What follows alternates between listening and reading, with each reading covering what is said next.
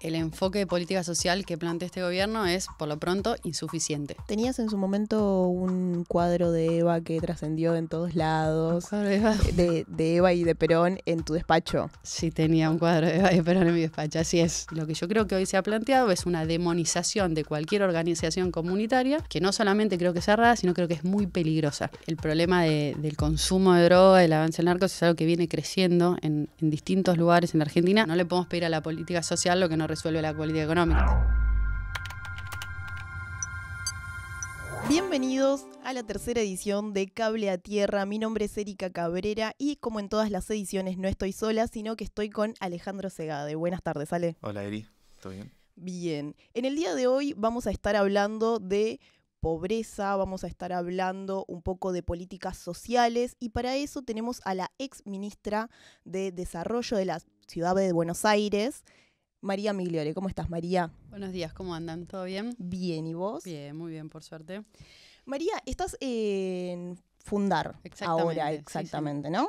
Bueno, quiero que nos cuentes un poco cómo estás observando las políticas sociales de este gobierno, cómo observaste la suba de la pobreza, de la indigencia en este último tiempo, que llegó al 18%, ya la pobreza está en más del 50%. ¿Crees que todo lo que se hizo en materia social estuvo, por lo menos en este último tiempo, para paliar un poco toda esta pobreza que hay en la Argentina? Yo creo que el enfoque de política social que plantea este gobierno es, por lo pronto, insuficiente.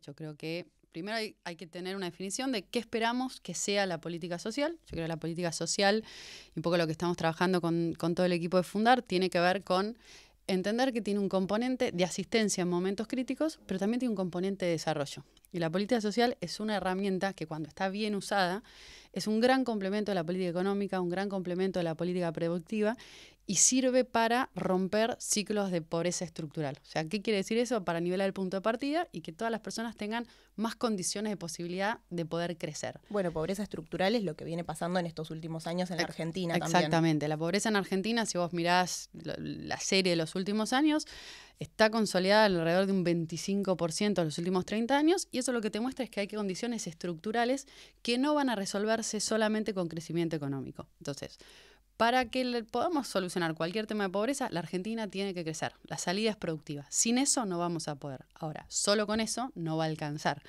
Argentina debería crecer aproximadamente, un número grueso, ¿no? Pero a 30 años seguidos a tasas del 3% para llegar a una pobreza cercana al 5%. Bueno, no podemos esperar todo ese tiempo sin hacer nada. Entonces, hay que hacer más cosas. ¿Qué hay que hacer, por ejemplo? Invertir en integración sociourbana. ¿Qué hizo este gobierno? Desfinanció absolutamente esa política. No, yo te iba a preguntar justamente, hablabas de un crecimiento económico que no es la única condición que se debe dar para que se reduzca la pobreza. Quería saber entonces cuáles son las otras claves para apuntar a una reducción de salir de este 25% que... No, de hoy hecho, es mucho no solo, más grande, ¿no? Ese 25% es estructural. Hoy si la medís por ingreso estás casi en un 60%. 50%, entonces creo que hay que hacer más cosas.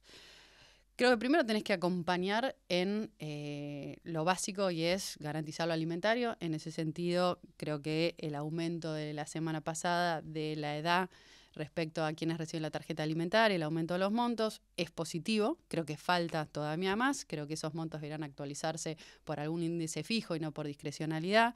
Creo que también hay que pensar cómo se cubre a los trabajadores formales. Hoy, si vos estás en un trabajo formal, cobrando aproximadamente, 570.000 pesos, que es el tramo más bajo, no tenés ningún tipo de cobertura. Trabajás en blanco, estás bajo la línea de pobreza. Entonces, ahí hay que mirar y creo que hay que hacer más. Pero me parece justo reconocer que es una decisión que es acertada. Falta, pero está en una dirección correcta. Creo después que la integración sociourbana es fundamental. O sea, la integración sociourbana es esa política que asegura nivelar el punto de partida. Que el lugar donde naces pueda ser una oportunidad y no el condicionante. Invierte en mejorar casas, en que la gente pueda acceder a servicios básicos de agua, de luz, de tener pavimento, transporte público, educación. Es una política que venía invirtiendo, creciendo bien en la Argentina en los últimos años.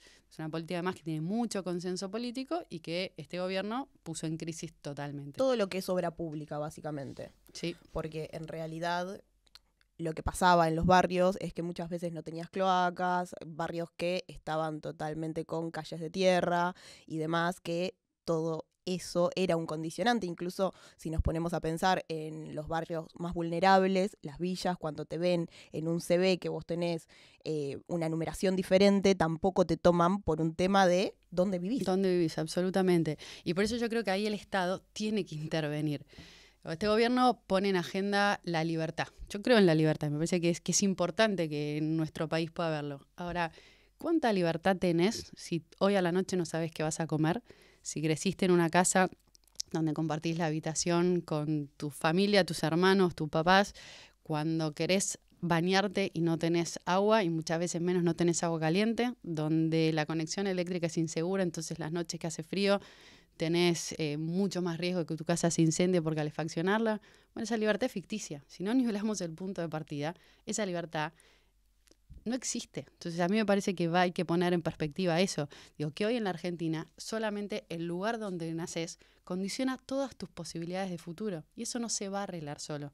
Entonces yo creo que hacen falta políticas que intervengan en esa dirección. Podemos discutir cómo hacerlas, si la manera que se estaba haciendo es la más eficaz, si hay que rediseñar mecanismos de intervención, que yo creo que sí, pero lo que no podemos poner en crisis es que esas políticas son necesarias. Bueno, una de las, como la matriz de la política social de este gobierno es cortar con la intermediación.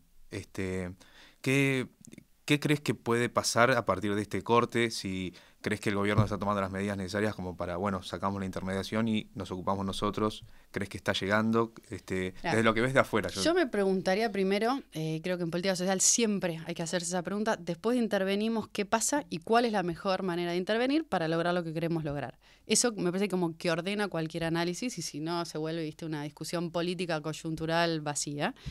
Entonces, intermediación, sí o no, yo pregunto, ¿para qué? ¿Qué tipo de política vamos a llevar adelante? Y entonces, después de eso, la pregunta si vale la pena intermediarla o no. Y te pongo dos ejemplos como que para mí son complementarios.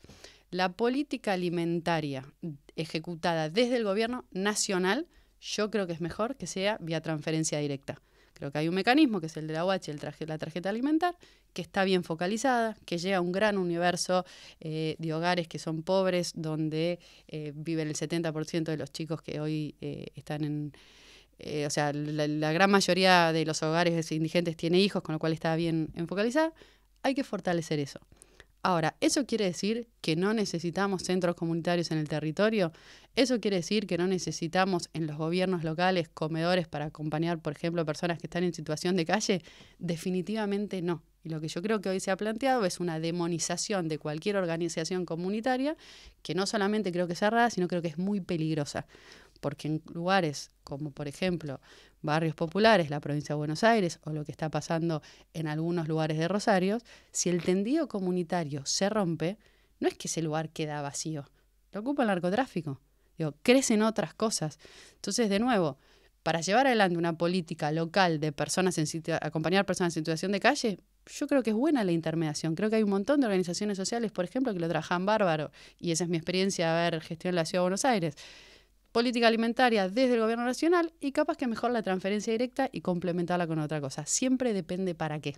Sí, cuando hablamos de intermediación muchas veces lo que se puso en tela de juicio fue la intermediación en el plan potenciar, que era una de las aristas de todas las intermediaciones que tenían las organizaciones sociales dentro del territorio.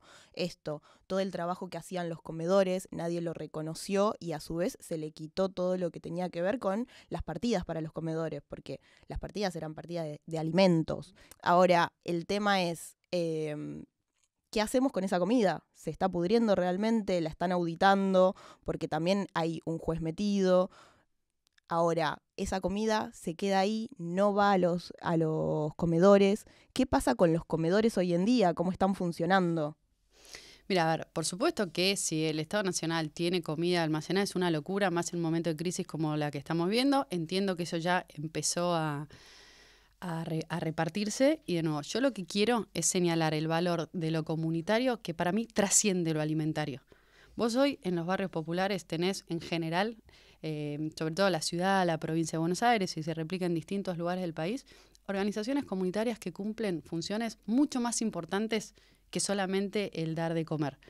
contienen cuando los chicos no están en la escuela, son centros de cuidado, acompañan los procesos de escolarización para que los chicos no dejen la escuela. Muchas veces son clubes de barrio que tienen también una función deportiva, de integración. Entonces, yo quiero poner el foco en eso, porque esas actividades me parece que son súper necesarias y que desde ahí vamos a poder recomponer un tejido comunitario. Entonces, me parece que la mirada... Hay una invitación en este momento a todos los que queremos como poner en crisis lo que está y construir alternativas, de ver cuáles son las mejores políticas para qué. Y de nuevo, los comedores tienen que estar seguros. ¿Cuál es el valor más grande de los comedores? Todo lo que hacen de contención, de promoción, de saber dónde están los chicos. Entonces, yo quiero acentuar eso. Me parece que ahí es donde está la riqueza más grande y que tenemos que plantear alternativas nuevas que recreen lo comunitario desde ahí. Sí, muchas veces no se conoce todo lo que se hace realmente en los barrios, pero porque también muchas veces hay gente que está abstraída de esa realidad y no conoce absolutamente nada de lo que pasa en un barrio vulnerable. Entonces, hay diferencias en todo lo que se trabaja y es todo lo que está desapareciendo de a poco, porque estos chicos que de pronto no están contenidos en el comedor, que terminó cerrando porque no tenía absolutamente una ayuda del Estado, hoy, ¿dónde están? ¿Cuál es el vínculo con el narcotráfico en los barrios populares?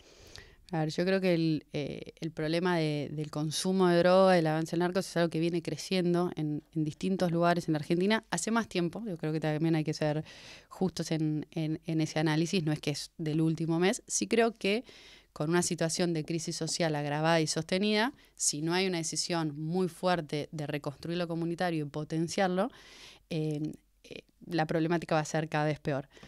Pero me parece también que tenemos que mirar como más grande y realmente poner en crisis muchos de los dispositivos con los que hoy se cuenta. Por ejemplo, las escuelas.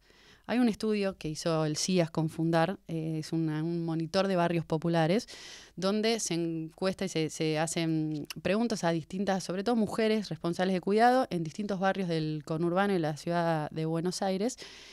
Y lo que ellas manifiestan como gran preocupación es la escuela hoy no está pudiendo contener a los chicos por la intermitencia, o sea, porque muchas veces los docentes están desbordados y no tienen todos los recursos que necesitan para poder cumplir sus funciones, porque muchas veces los días de paro afectan y a veces es complejo decirlo, pero es un problema que la escuela cierre, porque entre adolescentes que están en momento de crisis y encima no tienen una vincularidad con esa institución, y bueno, ese vínculo se va haciendo cada vez más débil. Entonces, la educación gratuita en la Argentina está conquistada y es una bandera que hay que sostener y defender, por supuesto. Ahora, yo creo que hay una responsabilidad también en empezar a discutir la calidad. ¿Qué es lo que pasa en las horas que esa escuela está abierta?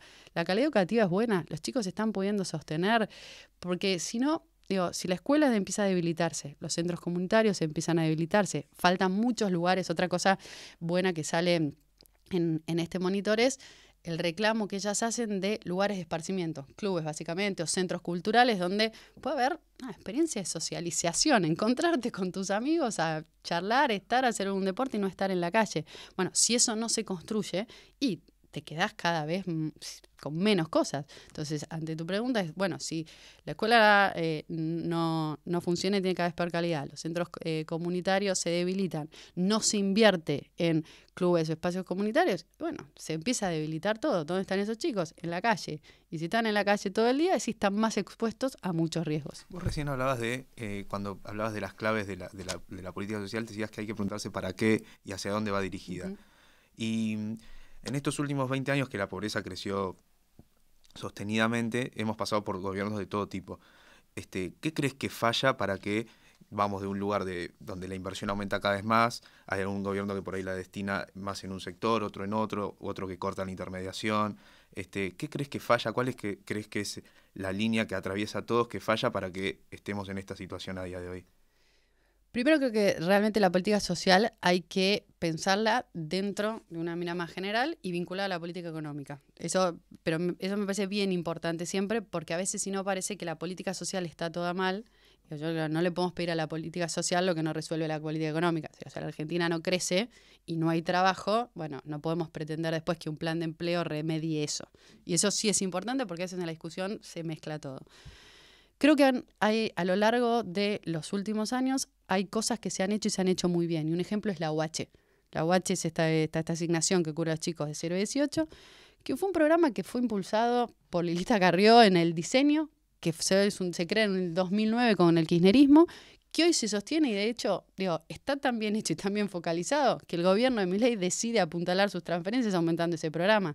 Ahí hay una continuidad que está bien hecha, que fue modelo, se implementó en muchos lugares de América Latina, pero Argentina fue realmente modelo en cómo eso se hizo. Lo mismo te diría de integración suburbana, y a riesgo de ser repetitiva para mí, es una política que está aprobada en muchos países de América Latina, Colombia, Uruguay, Brasil, que funciona, rompe esa situación de desigualdad inicial, ayuda a quebrar ese ciclo. Entonces, una política que se construyó en el gobierno de Macri, que se financió en el gobierno de Alberto, que tiene gente de todos los partidos que la bancó, que la quiere seguir implementando, ¿cómo la vamos a romper? Me parece una locura absoluta lo que hizo este gobierno. Bueno, incluso un funcionario propio de este gobierno fue el que defendió la política que se hizo en su momento. Eso, entonces, de financiarla me parece una locura, y además no solamente de financiarla, sino ponerla en crisis como se hizo por motivos políticos. Yo creo que hay cosas que hay que empezar a separar. Donde sí creo que hay una oportunidad muy grande por repensar lo que se hace es en lo que se llama los programas de empleo, donde entra el potenciar trabajo. Si vos mirás desde los 90 hasta hoy, la Argentina tuvo muchas crisis económicas. Cada vez que hay una crisis económica se diseña un programa para contener a personas que o tienen un ingreso informal por abajo del salario mínimo, están desocupados. Si vos mirás técnicamente esos programas y los evaluás en función de los objetivos que tenían, mejorar las habilidades de las personas, poder ayudarlos a ingresar al mercado de trabajo, de nuevo, separando un poco de la coyuntura general, económica, si ¿fueron exitosos en eso? Yo creo que no. Sí fueron exitosos en contener una situación social. Bueno, ahí yo creo que hay que poner pausa y hay que separar los temas. Una es cómo contenes con un ingreso a personas que están desocupadas, que tienen un ingreso informal, y ahí entra una gran pregunta sobre la economía informal, la economía popular, cómo hacemos para que se integre, para que sea más productiva, para que pueda trabajar en mejores condiciones. Pero si queremos hacernos esas preguntas, creo que los programas de empleo hay que pensarlos mejor vinculados al mercado de trabajo. Si Argentina, supongamos a minutos que crezca, no va a pasar este año, pero que creciera. Bueno, ¿con qué modelo productivo? ¿Qué sectores van a crecer? ¿De qué manera? Esos sectores, ¿cuáles generan trabajo? Los que generan trabajo, ¿dónde están? ¿Están en Buenos Aires? ¿Están en Córdoba? ¿Están en Misiones? ¿Están en el Jujuy? Son todas posibilidades diferentes. Y ante eso, la pregunta de cómo hago para que si eso sucediera, las personas estén en mejores condiciones de poder acceder a un trabajo. Bueno, durante tu gestión en la ciudad se hizo, por lo menos el ex jefe de gobierno había presentado un programa que los planes que se recibían en la ciudad, como contraprestación, quien lo recibía debía capacitarse y a su vez iba a aceptar las ofertas laborales que recibía. Sí, yo creo mucho en el diseño de las condicionalidades, lo que se llama las condicionalidades educativas. Creo que la educación es la herramienta que más condiciones de posibilidad nos da a todos y a todas.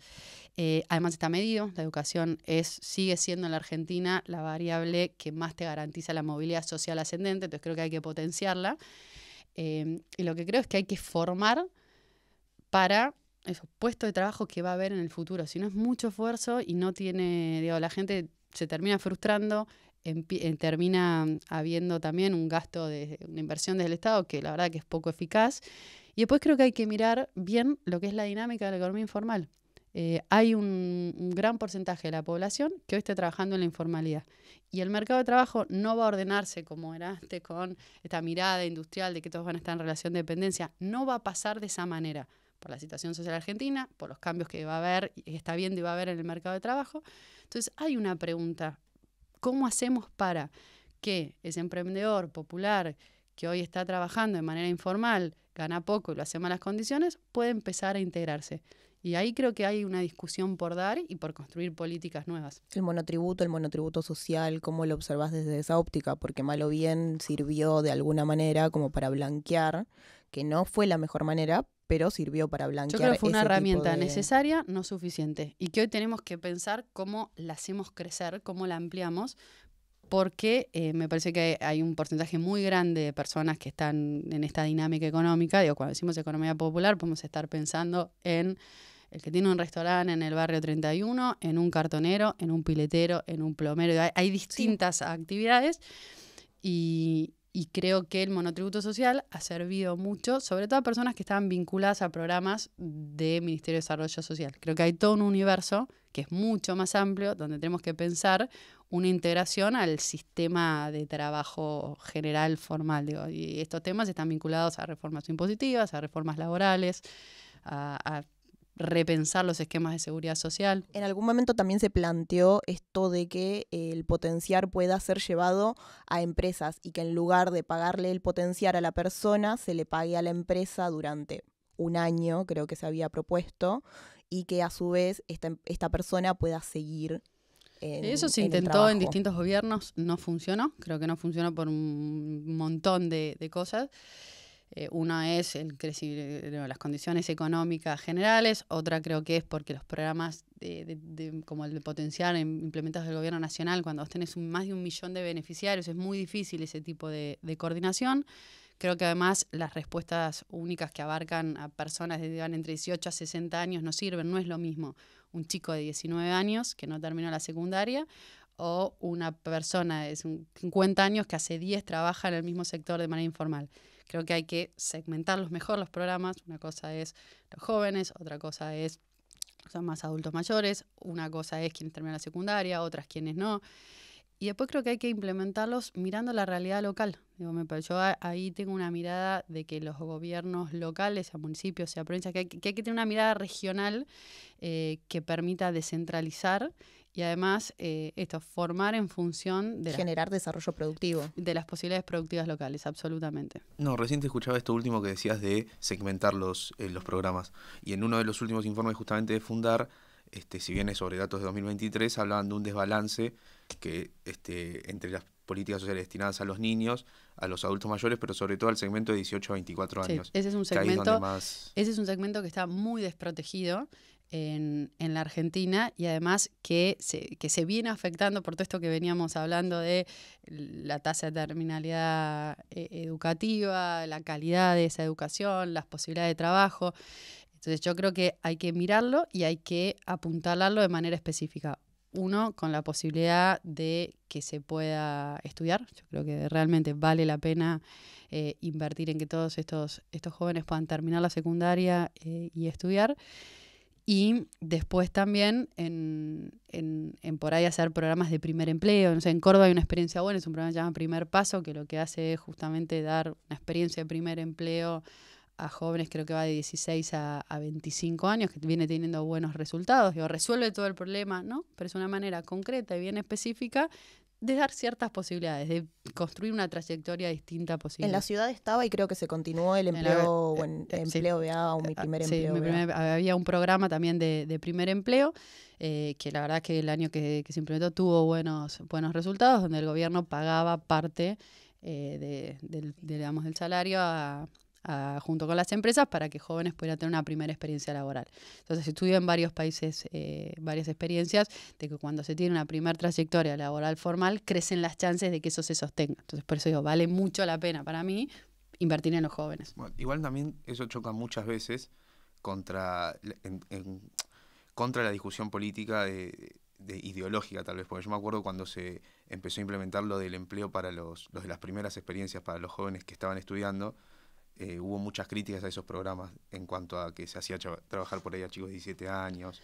Mira, yo ahí creo que... Esas eran las pasantías igualmente. Sí, eran dos programas distintos, pero sí el punto que vos traes me parece que es bueno, que es, yo tengo una mirada que el sector privado tiene que ser un aliado en el desarrollo. A mí no existe país del mundo que haya resuelto los temas de pobreza sin crecimiento y sin un sector privado que invierta, que acompañe, que apueste al desarrollo. Ahora, obviamente hay que ver qué significa eso, lo que hizo el gobierno con el RIGI, no es el sector privado ni el tipo de inversión que nosotros queremos, pero sí creo que en la discusión social es necesario involucrar al sector privado y entender que el sector privado es parte de la solución. Yo me acuerdo que estábamos en el gobierno de la ciudad, que promovimos una ley de integración socioproductiva, que lo que hacía era, daba ciertos beneficios impositivos para que las empresas se instalaran dentro de los barrios populares. Nos recontra criticaron por eso. Pasó con una gran empresa de farmacias. Sí, pasó con empresas de farmacia, pasó con empresas de supermercado, pasó con cadenas pymes locales. Digo, ahora no sé exactamente el número que está ahora, pero hasta agosto del año pasado habían sido más de 50 empresas las que se habían instalado en los barrios. Entonces ahí sí hay una mirada estratégica. Yo creo que es mejor que haya desarrollo en los barrios populares, que en un barrio como la 31 sea igual que Colegiales, que Palermo, que Barracas, que vos tenés vivienda, tenés negocio, tenés escuela, tiene que haber todas esas posibilidades. Tenés puestos de trabajo también. Y por eso, y justamente las empresas, si vos tenés una empresa que se instala en ese barrio, eso hace que gente que no de otros lugares que trabaja ahí empiece a ingresar. Eso te genera flujo de ida y vuelta que te genera integración y desarrollo económico. Además, las empresas, para poder acceder a esos beneficios, tenían que contratar un mínimo de 30% de personas que vivieran en el barrio. Eso se superó, estaba más del 70% en ese momento la cantidad de gente del barrio que las empresas contrataban. Entonces, lo pongo como ejemplo porque hubo mucha resistencia a ese proyecto y yo sí creo que expresa una visión de desarrollo, de nuevo, de que el barrio en el que vos nacés tiene que tener su fisionomía propia, su cultura, su historia, pero las mismas posibilidades y no ser un condicionante. A mí me gustaría preguntarte, recién hablaba justamente de la gestión en la ciudad, si desde diciembre para acá, si tenés algún balance de lo que está pasando, ya fuera de la gestión. En la ciudad de Buenos Aires, sí. Creo que es prematuro hacer hoy un balance de qué es lo que está pasando. Preferiría esperar como un poco más de tiempo para poder dar una mirada. Sí creo que obviamente hay miradas políticas sobre que la ciudad puede ser y tiene que ser y bueno, en consecuencia se implementan políticas. Tenías en su momento un cuadro de Eva que trascendió en todos lados. ¿Un cuadro de Eva? De Eva y de Perón en tu despacho. Sí, tenía un cuadro de Eva y de Perón en mi despacho, así es. ¿Cuál era ahí la conexión? También. ¿Estaba Alfonsín? ¿Estaba Mujica? Sí, había un poco de todo. Primero creo que fueron cuadros que me fueron regalando distintas personas a las que fui conociendo y con las que fuimos compartiendo en los años de gestión. Y después yo creo que nosotros tenemos que tener una visión más positiva de la historia argentina. Argentina no es un país en el que está todo mal. Vienen deteriorándose muchas cosas, sí, pero somos un país fantástico. Y creo que cada uno de los gobiernos aportó cosas. Yo creo que el peronismo aportó la justicia social, la figura de Eva sí, yo creo que fue muy importante en la Argentina en reconocer eso, sí, hablaste en todo momento de ascenso social. Absolutamente. Creo que el radicalismo peleó mucho por la democracia y eso es recontra importante, la institucionalidad, lo que fue la salida de la dictadura. Entonces me parece que tenemos que mirar para atrás buscando los aciertos de los gobiernos democráticos y sobre eso construir lo nuevo. Yo tengo una mirada también de que la Argentina gana cuando mezcla, que hay que animarnos a hacer mezclas distintas si queremos construir futuro. Y bueno, tener un poco todo ese popurrí de cuadros y personas tenía que ver con reflejar esa mirada. Hablaste justamente de toda esta mirada que integra distintos espacios. En su proyecto, Rodríguez Larreta planteaba algo similar, desde distintos espacios hacer una base sustentable que garantice la sostenibilidad de las transformaciones que quería llevar adelante. ¿Por qué crees que fracasó esta idea que él planteó y que en las urnas no recibió el respaldo necesario? Yo creo que hubo varias cosas. Una, en la elección puntual del año pasado, creo que él no pudo expresar, él y todo su equipo no pudimos expresar con nitidez qué significaba esa idea y cómo esa idea iba a traducirse en desarrollo y en mejoras para Argentina. Ahora, hoy estamos en un momento político donde todo está en blanco y negro, amigo, enemigo, la ves, no la ves. Yo no creo en eso. Realmente creo que para que Argentina pueda salir adelante hay que animarnos a pensar soluciones a muchos de los temas con los que venimos hablando y eso creo que es lo que estamos tratando de hacer con todo el equipo de Fundar, de agarrar los problemas complejos de Argentina, ponerlos sobre la mesa y salirnos de lo políticamente correcto. Salir, analizarlos con datos, con evidencia y poder poner en crisis todo para construir soluciones de futuro y creo que además para que eso pueda tener un proceso político nuevo hay que animarse a mezclar, no hay que mirar más para atrás, hay que mirar para adelante y creo que tenemos que encontrarnos los que creemos en causas parecidas, no me importa de dónde viene cada quien, salir de esas grietas y construir consensos transversales y no pongo el ejemplo de lo que fue la integración sociourbana, lo pongo porque lo conozco, porque lo construí, fui muy parte de ese proceso. Digo, había gente que pensaba totalmente diferente en un millón de temas, pero que pudimos construir una política común que da resultados concretos de transformación. creo que hay un montón de temas en los que eso se puede hacer también. Entonces, hoy me ocupa poder buscar soluciones y ver cómo construimos esos espacios para construir futuro. Muchas gracias, María. Gracias a ustedes.